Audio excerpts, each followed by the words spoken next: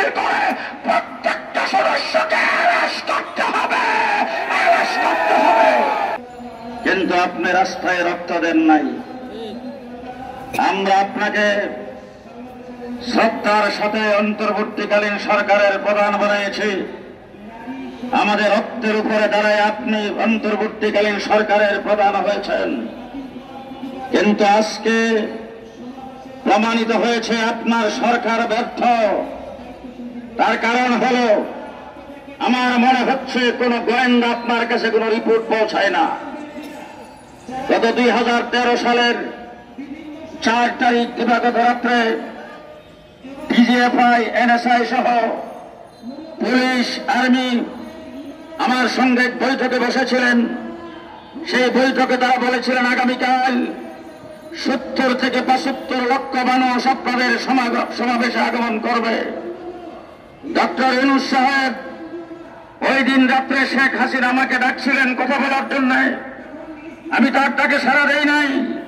কিন্তু আজকে আমার মনে হয় গোয়েন্দার আপনার কাছে রিপোর্ট পৌঁছায় নাই। আগামীকাল শনিবার ঢাকা হেফাজতের ডাকে আচল হয়ে যাবে।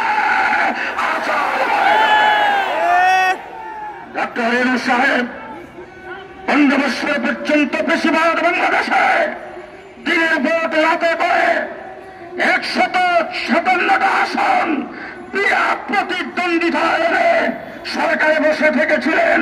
তাদেরকে সরাইতে পারবে এমন কথা তারা কোনোদিন ভাবত না। কিন্তু যন্ত্রের ভিতরে হাসিনা বিদায় হয়েছে।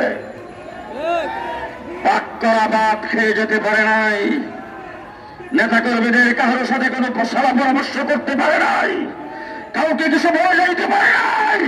ডক্টর ইউনূস সাহেব, আপনি ভুলের সাথে বিদায় হয়ে যাবেন। পরিষ্কার ভাষায় বলতে চাই, আগামীকাল পর্যন্ত টাইম। আপনি কমিশন বাতিল করলেন কিনা পরিষ্কার বলতে হবে। আগামীকাল পর্যন্ত আপনি কমিশনের রিপোর্ট প্রত্যাখ্যান করেছেন কিনা বলতে হবে। নতুবা জেনে রাখবেন, দেশ অচল করে দেওয়া হবে, আগুন জ্বালা দেওয়া হবে, আগুন জ্বালা দেওয়া হবে। তার কারণ একটি, সেই কারণ হলো আমরা ইসলাম নিয়ে যে সে বেঁচে থাকতে চাই। কথা আসতে বলবেন না। ইসলাম থাকলে আমরা পারব।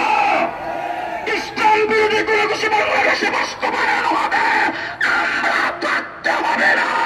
আমাদের লাশের উপর দিয়ে হইতে হবে, লাশের উপর দিয়ে হইতে হবে।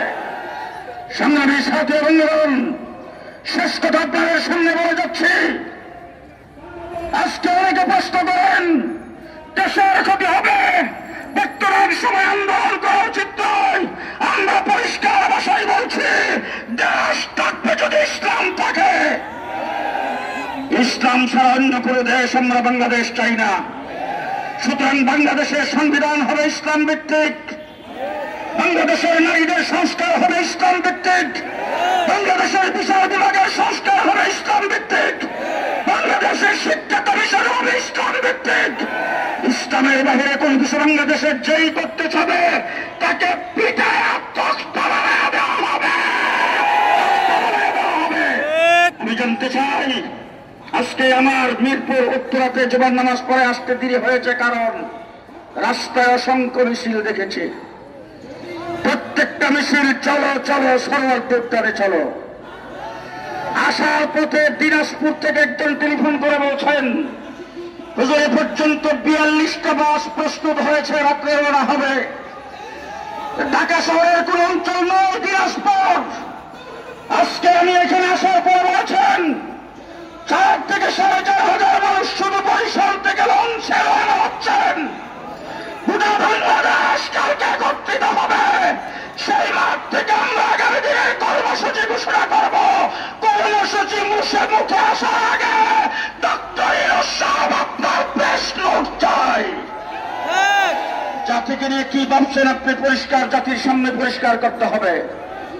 আমরা আপনাকে সহযোগিতা করে ক্ষমতায় রেখেছি, নতুবা আওয়ামী লীগ বেশিরভাগ শক্তি ভারতের সহযোগিতায় আপনাকে পানি দিয়ে গিলে ফেলত। সেটা আমাদের কারণে করতে পারে নাই। আজকে আপনার নারী কমিশন যাদেরকে আপনি দায়িত্ব দিয়েছেন তারা বাংলাদেশের মুসলিম নারীদের প্রতিনিধিত্ব করে না, তারা পেশারের কন্ট্রাক্টর, তারা তসলিমা নাসরিনের ফুটানো বাচ্চা। সুতরাং তসলিমা বাংলাদেশে থাকতে পারে নাই, তারাও থাকতে পারবে না। আপনি নারী কমিশনকে বাতিল করে প্রত্যেকটা সদস্যকে অ্যারেস্ট করতে হবে, অ্যারেস্ট করতে হবে। আগামীকাল কোথায় যাইতে হবে? সবাই কয় না। কোথায় যাইতে হবে? কোথায় যাইতে হবে? কালকে জামাতের সাথে সাথে ফজরের নামাজ আদায় করে যার যার মসজিদ থেকে শরৎ উদ্যানের দিকে রওনা হব। কে কে হাত তুলে দেখাবেন? চলো চলো শরৎ দিকে চলো, মহাসমাবেশে চলো, বাংলাগড়ি দিচ্ছে ডাক, বাংলা মানুষ চাকরি যাক, বাংলাগড়ি দিচ্ছে ডাক, বাংলাগড়ি দিচ্ছে ডাক, বাংলার মানুষ চাকরি যাক, বাংলার মুসলিম চাকরি যাক। আগামীকাল আপনাদের সঙ্গে রাজপথে দেখা হবে ইনশাআল্লাহ। হেফাজত ইসলাম বাংলাদেশ আগামীকাল স্টেজ থেকে যে কর্মসূচি ঘোষণা করবেন, সেই কর্মসূচি পালন করার জন্য জীবন বাজি রাখতে প্রস্তুত। আমাদের এই প্রোগ্রামের ইতিমধ্যে মিছিল বের হবে। নেতৃবৃন্দ সামনে যাওয়ার পরে আপনারা কর্মীরা যাবেন। আজকের মিছিলের এই সমাবেশের আমাদের পল্টন অঞ্চলের সভাপতি